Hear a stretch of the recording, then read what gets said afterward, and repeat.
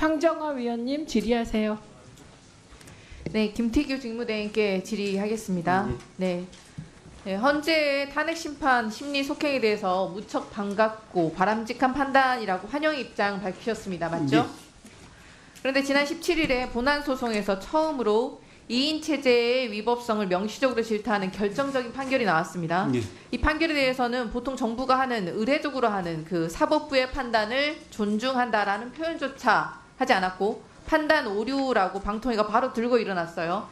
자기들 입맛에 맞는 판결만 뭐 찍먹을 하고 있는 거 아닙니까? 이게 고도의 정치적 행위를 하고 있는 거 아닙니까? 판결의 결과가 저희들 수긍할 하여서 수긍할 만하다라고 말씀드리고 수긍하기 어려워서 수긍하기 어렵다고 말하는 것에 지나지 않지 그거 가지고 뭐 정치적인 판단이라고 생각지는 않습니다.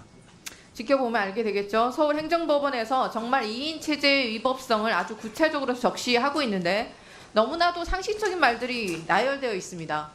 방통위의 비상식적 2인 체제가 당연하게도 상식에 힘합해서 무릎을 꿇었다고 볼 수밖에 없습니다. 상식이 불법에 철퇴를 내린 건데 몇 가지 주요 내용을 한번 살펴보시죠. 여기. 네, 방통위는 다수의 의원에 의하여 행정기관의 의사가 집단적으로 결정되는 기관, 즉 합의제 행정기관이다. 방심위 제재 등을 의결 대상으로 삼은 것은 반드시 합의제 방식에 의한 신중하고 공정한 의사결정 및 이해관계의 조정이 필요하다는 입법적 결단이 반영된 것이다. 단독 결정에 대한 예외 규정을 전혀 두지 않고 있는데 의사결정에 있어서 독임제적 요소를 철저히 배제한 취지로 이해할 수 있다. 합의제 행정기관의 가장 핵심적이고 본질적 개념 징표는 다수의 구성원이다. 피고가 내린 정책적 판단은 가급적 존중되어야 하나 이는 법률이 정한 신중한 절차에 따라 수기를 거친 의사결정이 이루어졌음을 전제로 하는 것. 절차 준수는 민주적 정당성 확보하기 위한 장치, 법률의 입법 목적을 두루 고려한 실질적인 심사가 이루어질 필요가 있다.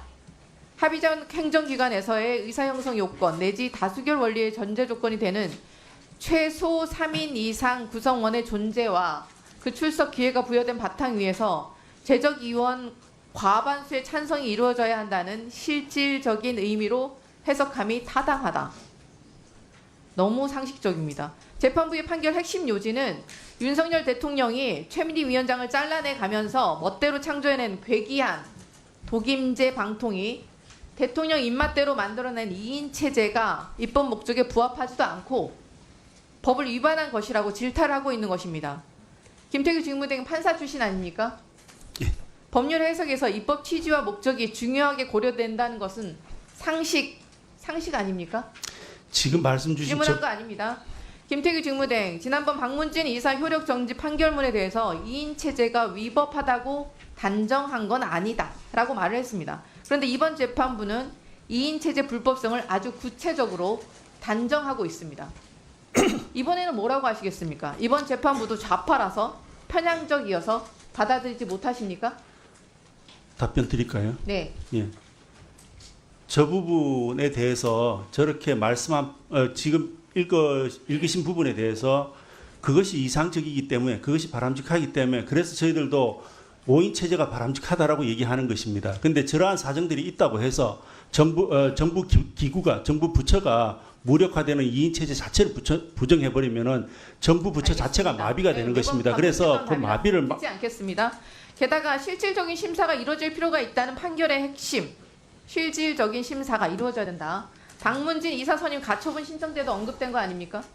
윤석열 대통령 속내에 따라서 속전속결로 강행했던 한 명당 1분 30초도 되지 않는 훑어보기, 이게 실질적 심사가 맞습니까? 윤석열 대통령과 김건희 여사만을 위한 방송 장악, 언론 탄압, 폭주 기관차가 결국 부메랑처럼 본인들에게 돌아오고 있는데 뿌듯하십니까? 질문 아닙니다.